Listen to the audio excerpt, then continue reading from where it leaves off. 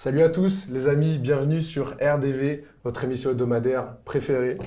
Du sarcasme, de l'humour, mais surtout des chroniqueurs experts. Bienvenue et on va donc vous présenter tout de suite notre équipe.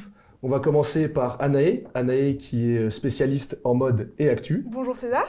Bonjour Anaë. On va enchaîner avec Mathieu, notre politicien fou, qui a des questions et pas toujours des réponses.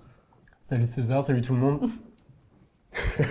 Mathilde qui va nous faire respirer un petit peu après toute cette dose. Mathilde, on a hâte de découvrir où tu nous emmènes. Ah, ça va être magnifique, vous allez voir. Et enfin Bastos qui va représenter les voix de la rue. Bastos, merci d'être là. Bonjour. Et on a Bastos. une surprise pour vous, un invité surprise et pas n'importe lequel, donc hâte que vous le découvriez. On va enchaîner tout de suite du coup avec Anaë qui est dans l'œil de l'actu. Je suis. Alors on va commencer en douceur avec une petite devinette. Ça irrite, ça s'accroche, c'est impossible à éradiquer, ça vous harcèle jusqu'à vous faire déménager et ça se reproduit à la vitesse de l'éclair. Alors non, Mathilde, je ne parle pas de ton ex, mais bien des punaises de lit. Ces bestioles maléfiques qui envahissent la capitale en même temps que les fashions envahissent Paris. Quel timing de rêve! Petit tips pour arriver à les différencier, un clan se déplace en Ubervan tandis que l'autre prend le métro. À la mode, vous savez ce phénomène où les gens payent des sommes folles pour ressembler à des épouvantails. Alors j'ai su qu'on avait touché le fond quand j'ai croisé à 1 minute d'intervalle un hipster convaincu que le bon goût consiste à s'habiller comme un SDF des années 90 et un tableau Picasso grandeur nature accompagné de son chihuahua difforme. En fin de compte, la mode évolue si rapidement que vous pourriez être in à l'instant où je parle et out à la minute d'après. Alors détendez-vous et souvenez-vous que le meilleur style, c'est vous-même. Même si vous portez des chaussettes Nike avec un costume 3 pièces pour un date. Merci Anaë pour ce constat terrible. Donc avis à tous nos fashion, on réfléchit à ce qu'on porte, même si c'est Kim Kardashian qui l'a dit, d'accord? On va rejoindre donc Mathieu, comme je vous l'ai dit, notre politicien fou qui a donc des questions sans réponse. Bonjour à toutes et à tous. Aujourd'hui, j'ai pris rendez-vous pour vous parler information. Une question, comment bien s'informer? En 2023, l'inflation de sources d'information est sans précédent. En effet, Internet, télévision et médias sociaux ont vite fait de vous perdre dans la jungle des contradictions, où avis tranchés et lignes éditoriales contribuent à désorienter l'opinion publique. En observant la ligne éditoriale de plus en plus de journaux et d'émissions télévisées, il est légitime de se demander si les médias d'information n'ont pas définitivement cédé place aux médias d'opinion. En effet, allumez vos télévisions, rendez-vous sur CNews, chaîne non-stop consacrée à l'information, où cette année, on a pu traiter des thématiques au centre des préoccupations de la population française. Bonjour à tous, bienvenue dans Enquête d'esprit. Les futurs prêtres ordonnés en ce mois de juin vont avoir fort à faire. Ils sont de moins en moins nombreux et la France, fille aînée de l'Église, devient de moins en moins chrétienne. Pourtant, si la situation est grave, elle n'est pas désespérée. Des curés de paroisse relèvent le défi. Ils sont sur le terrain, loin des réseaux sociaux et de leurs polémiques, et ils entendent bien remettre leur église au centre du village. Le message, que les Français soient rassurés. En effet, ne vous inquiétez pas, la France va demeurer la fille aînée de l'Église. Et d'ailleurs, pour analyser la conjoncture actuelle, on compte sur les chroniqueurs de l'émission. Et parfois, on a l'impression que tous ces signaux rouges qu'on voyait, c'est Dieu. C'est Dieu qui agit. C'est Dieu qui agit dans le cœur de tous ceux qui viennent vers nous. C'est pas notre victoire. C'est la victoire de Dieu et c'est celle-là qui se manifestera avec puissance. Un peu comme le Cameron des légionnaires, mais ça se termine mieux. Enfin, en tout cas, on peut le souhaiter. Et effectivement, en tout cas, c'est très encourageant. Flash info, selon Monsieur le curé, Dieu est de retour. Non mais c'est de l'info, je l'ai vu sur CNews. D'ailleurs, c'est appuyé par le chroniqueur suivant, qui lui aussi est curé, mais il est assez balèze, il faut l'admettre. Père de Roec, racontez-nous justement, vous avez organisé au mois de mars une procession pour demander la pluie. On sait qu'on est dans une période de sécheresse. Ça a fonctionné, mais racontez-nous comment est née cette initiative étonnante. Est-ce que les esprits étaient mûrs pour renouer avec ces pratiques qui, pour certains, peuvent paraître un peu désuètes? Les miracles divins, ça existe, je l'ai vu sur CNews. D'ailleurs, même pour le réchauffement climatique, l'inflation, la guerre en Ukraine et le conflit Israël-Hamas, ils ont une explication, toujours pas sur C, mais bon, c'est une chaîne d'infos sérieuse, non? Bonjour à tous, bienvenue dans Enquête d'Esprit, très heureux de vous retrouver. La fin du monde, l'apocalypse hante notre imaginaire depuis toujours, mais plus encore aujourd'hui, dans ce monde devenu imprévisible et inquiétant. Après une période de paix relative dans l'après-guerre, l'apocalypse fait donc son grand retour par le biais des changements climatiques, des virus, de la guerre qui revient au Proche-Orient. Ces fléaux de l'humanité sont-ils donc les cavaliers qui annoncent l'apocalypse? Quelle est la clé des épreuves que nous vivons, qui sont en réalité celles de l'histoire des hommes? Changeons de chaîne maintenant et rendez-vous en début de soirée sur C8 pour TPMP, autre chaîne du groupe Canal.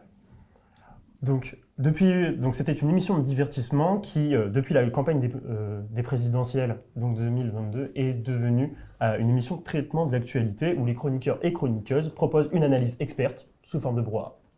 Tant que je me lève pour les boire. Non, t'emmerde pas. Allez, Gilles. Non mais c'est une vaste hypocrisie et je trouve qu'ici il y a beaucoup de naïveté. Vous savez très bien que Jean Messia propage des idées qui sont des idées d'extrême droite, qui sont des idées identitaires. Mais je m'en fous que ce soit les mêmes. Si, ça se résume à ça. Il est la France insoumise, tu serais le premier à dire voter. Ainsi, l'analyse n'émane pas de journalistes, mais de Jean-Marie Bigard, de Delphine Vespizer ou de Cyril Hanouna, animateur de TV Buzz Addict, aujourd'hui surnommé parrain du PAF, qui serait presque pressenti pour animer le débat de l'entre-deux-tours des prochaines présidentielles. Le prime time le plus regardé du câble devient le théâtre d'une information débridée, se dispensant de sources et où souvent la liberté d'expression des chroniqueurs se fracasse contre les barrières éditoriales qu'Hanouna ne manque pas de dresser. Tu viens de parler du groupe Bolloré. Tu sais que t'es dans le groupe Bolloré ici. Ouais, bah Bolloré, il a un procès avec 150 personnes au Cameroun au sujet de la déforestation dans l'huile de palme. Qu'est-ce que tu viens foutre ici alors? Dans le contexte actuel, un tel exemple des médias est-il concevable? L'opinion est-elle devenue de l'info? Avoir un avis fait-il de nous un ou une experte? On peut se poser la question sur le plateau, je vous pose d'ailleurs la question. César, par exemple. Les amis, un avis bien tranché de la part de Mathieu. On vous l'avait vendu comme un politique fou, vous l'avez vu. En tout cas, il a son avis. C'est surtout votre avis, les amis, qui nous intéresse. N'hésitez pas à réagir sur nos réseaux sociaux avec le hashtag RDV sur Instagram. On a hâte vraiment d'avoir cet avis-là. Maintenant, un peu plus de légèreté, Mathilde. Oui. Mathilde, où est-ce que tu vas nous emmener respirer, s'il te plaît?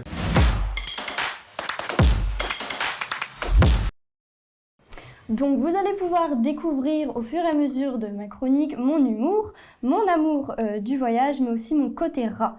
Aujourd'hui, bienvenue dans ma chronique Bon Plan Voyage, où l'on va découvrir des destinations aussi inattendues que les chroniqueurs présents sur ce plateau. Alors accrochez-vous bien à vos fauteuils, ou devrais-je dire à vos petits doigts, car nous allons à la conquête d'un petit coin de paradis méconnu, Clohars-Carnoët. Est-ce que vous connaissez Clohars-Carnoët? Du tout. Pas du tout, On non. a hâte Pas de du tout, savoir. non. Dis-nous tout. Qu'est-ce qu'on trouve à Clohars? À votre avis, qu'est-ce qu'on trouve à Clohars? Eh bien, pas de 4G, en tout cas. Ça arrive, mais non. Ça vous dit rien, la Bretagne? Vous avez déjà été en Bretagne ou pas? Des Les crêpes, Bretons. visiblement. Ouais, la Bretagne, ouais. Donc je me suis permise une petite semaine de vacances dans mon village natal, on ne se refuse rien, et j'ai voulu en profiter pour vous faire découvrir le résumé des nombreux bons plans que l'on peut trouver là-bas. Donc, qui dit Clohars dit la mer. Clohars-Carnoët, ces plages immaculées, ces criques secrètes si bien cachées que même le GPS s'embrouille. Préparez-vous à déconnecter car ici le Wi-Fi, c'est la brise marine. D'ailleurs, la plupart des gens vont sur les plages touristiques. Certes, il y a des activités comme volley, tennis, raquettes, mais le bon plan, c'est de commencer votre marche sur le sentier côtier et de vous arrêter sur les petites criques que vous trouverez au passage. Paix et amour seront les mots significatifs de votre journée. Cependant, ne venez pas en tongs si vous tenez à vos orteils. Pour revenir au sentier côtier, parlons du côté sportif de Clohars. Figurez-vous qu'elle a été labellisée Ville européenne du sport et ce n'est pas pour rien. Vous pouvez trouver une forêt avec un parcours sportif et l'accès y est totalement gratuit. Mêlez courses et obstacles afin de devenir le nouveau chouchou des nanas. Nous avons aussi une superbe école de surf avec des formules complètes, équipement, planches et profs pour seulement 180 € les 8 séances ou encore des locations de paddle et de surf à l'heure. Une école d'ailleurs qui a formé l'actuel champion de France de body et ce n'est pas pour rien, ils sont très doués. J'ai d'ailleurs testé pour vous la wave cloharsienne. Je vous laisse découvrir ce spectacle, ce n'est pas glorieux. Attention sur le style là. Oui, là, ça va être beau. Non, elle est fashion, elle est fashion. Je valide. Sur le port de Douai-Lens, vous allez aussi retrouver l'été des spectacles de figures de vélo, mais surtout Westboat Location, le meilleur contact pour louer un bateau ou vous faire naviguer et profiter des dauphins et de la houle pour vous mettre au kitesurf, à la bouée tractée ou encore aller profiter des sirènes que vous pouvez trouver sur les Caraïbes bretons, les Glénans. Vous y trouverez un tout nouveau skatepark et pas besoin de vous embêter avec votre matériel. Braise Ride Academy est là pour vous le louer. Pour les amoureux du cardio, vous avez mis l'itinéraire au bon endroit. Prenez vos vieilles baskets afin de ravivre votre cœur et votre corps. Vous avez pu voir mes exploits de grande sportive, mais le vrai sport dans lequel Cloire excelle, c'est le lever de coude. Comment vous dire que ce n'est pas ce qu'il manque? De nombreux restaurants et bars sont implantés. Si vous souhaitez déguster un plateau de fruits de mer, c'est à Douai-Lens que vous allez pouvoir trouver ça. Aux 3 mâts, directement importé du port, vous pouvez retrouver des produits frais, des planches de la mer pour seulement 13,50 €. Petite anecdote, c'est d'ailleurs là-bas que j'ai fait mes premiers pas de star. Et oui, j'ai figuré pour une série Netflix sur le port de Douai-Lens et c'était aux 3 mâts que je mettais mes habits de lumière. Attention. Au restaurant avec de très bons produits et des prix attractifs, vous pouvez y aller aussi au Grand Bleu ou le Big Blue comme on dit chez nous. Vous y trouverez la pièce du boucher, ses frites maison pour moins de 20 €, des soupes à enchanter vos papilles, mais aussi de magnifiques planches apéro et du bon vin avec une vue bien évidemment imprenable sur la mer de la terrasse extérieure. Et mon préféré et pas des moindres, Mundo. Mon chouchou, une cuisine du monde variée, faite maison et délicieuse, rien qu'à la regarder. Des tacos mexicains pour 12 €, avocado toast, salade de burrata, du vrai bon café, jus d'orange pressé, des cheesecakes à en faire jalouser les Grecs, mais aussi leur propre marque de sauce piquante. Mundo vous plongera dans un second voyage, un voyage culinaire. Côté boisson, le rendez-vous c'est à la guinguette, de la bonne bière, une grande carte des cocktails où, attention, il ne lésigne pas sur la quantité, du bon vin et tout ça pour des prix d'amis. Vous y trouverez votre bonheur sans y perdre vos économies. Une ambiance chaleureuse avec un coin pour vos enfants, un grand jardin, fléchettes, billard, des concerts, des soirées et même après-midi à thème vous combleront pour toute la journée. Vous pouvez aussi vous rendre au Café de la Plage pour allier soirée festive et jeux à gratter. Du bon vin, de la bonne bière et une terrasse extérieure, toujours bien évidemment à Cloire, donnant sur la mer. Vous pouvez aussi avoir de nombreux concerts. Plein de surprises vous attendent à Cloire. J'ai été très heureuse de vous partager ma petite ville. N'oubliez pas, en Bretagne, le temps est magnifique et il ne pleut que sur les cons. Merci Mathilde pour ce mot de la fin. On rappelle évidemment hein, pour toutes nos plus jeunes oreilles, l'alcool est à boire avec modération évidemment. Bien sûr, donc bien sûr. voilà, on lésigne pas sur le padel et le body. Après nous avoir fait oublier cette grisaille bordelaise qui nous fait tous un petit peu mal, on va passer aux voies de la rue où à l'époque il y avait un petit peu de soleil avec Bastien. Je vous laisse suivre son micro-trottoir tout de suite.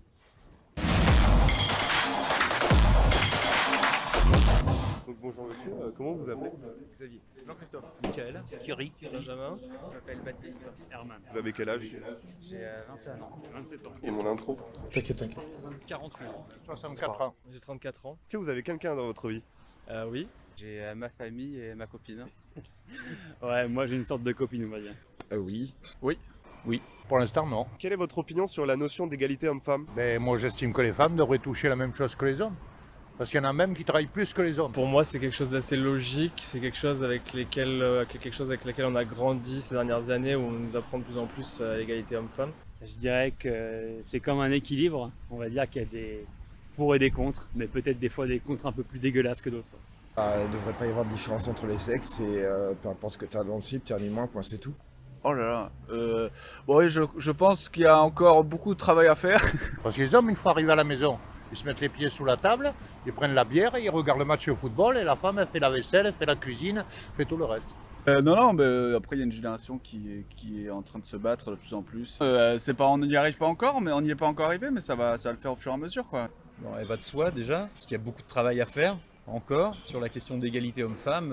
À tous les niveaux, on voit bien que la balance elle est pas équitable. Pensez-vous qu'être une femme aujourd'hui, en 2023, c'est se frotter à des difficultés quotidiennes permanentes? Certainement, oui. Ouais, plus qu'un homme.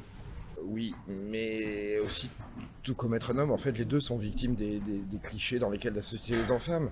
Ah oui, ça va être compliqué, ouais.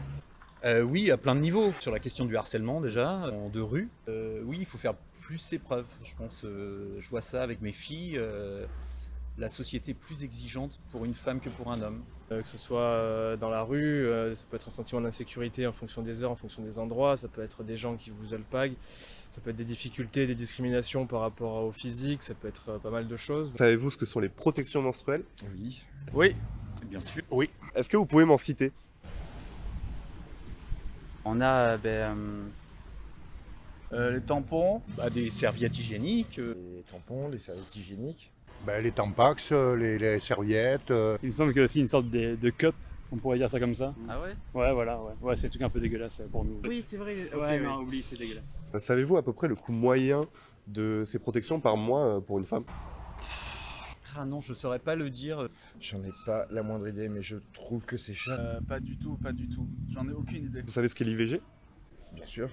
Bien sûr. Oui. Vous pouvez m'en dire plus? Non. Non.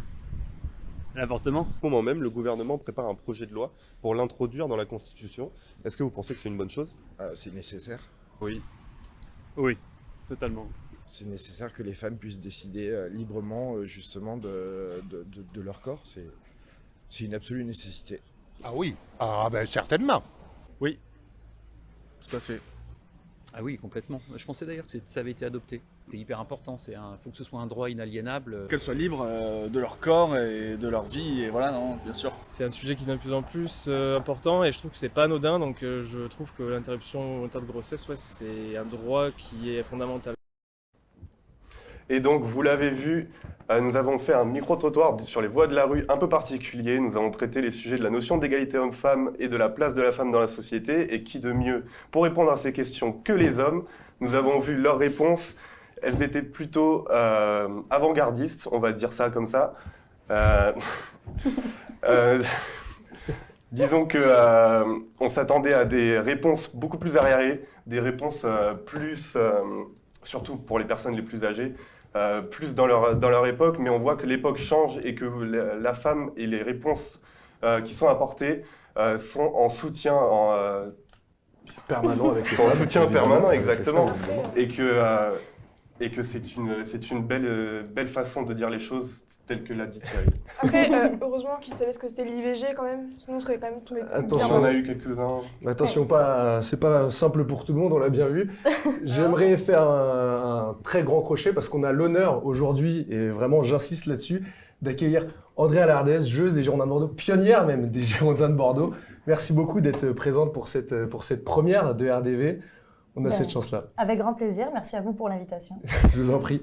Est-ce que vous, dans le football, on le sait évidemment, le conflit, ce qui n'est pas un conflit, mais toute la comparaison perpétuelle entre le football féminin et le football masculin, est-ce que ça vous choque ce micro-trottoir ou presque ça devient un bateau? Non, en fait, c'est complètement normal. Ça colle tout à fait avec ce qu'on peut voir, nous, au quotidien. J'ai fait même une conférence la semaine dernière, justement, sur le cycle menstruel et les règles dans le sport. Et en fait, c'est le genre de réponse qu'on retrouve. Mais ce qui est encore plus étonnant, c'est que certaines femmes n'auraient, je pense, pas su répondre non plus. Oui, ça c'est sûr. Pour être très honnête, même nous, on a été assez étonnés, comme Bastien l'a dit, même des personnes les plus âgées qui sont au courant, malgré tout, de tout ça. Avec votre expérience du coup du football féminin à haut niveau, où, qu'on le rappelle, vous jouez quand même en Division 1, qui est la meilleure division française. Est-ce que pour vous, les clubs français, ou peut-être même la fédération, ont fait assez justement pour réduire soit ces inégalités, ou plutôt pour mettre davantage le football féminin à la page? Ils en ont fait plus que ce qui était fait il y a quelques années. Je pense que si on en discute avec nos parents ou avec nos grands-parents, effectivement, je pense que le football féminin, c'était bien moins médiatisé, il y avait bien moins d'argent dedans. Mais c'est pas assez.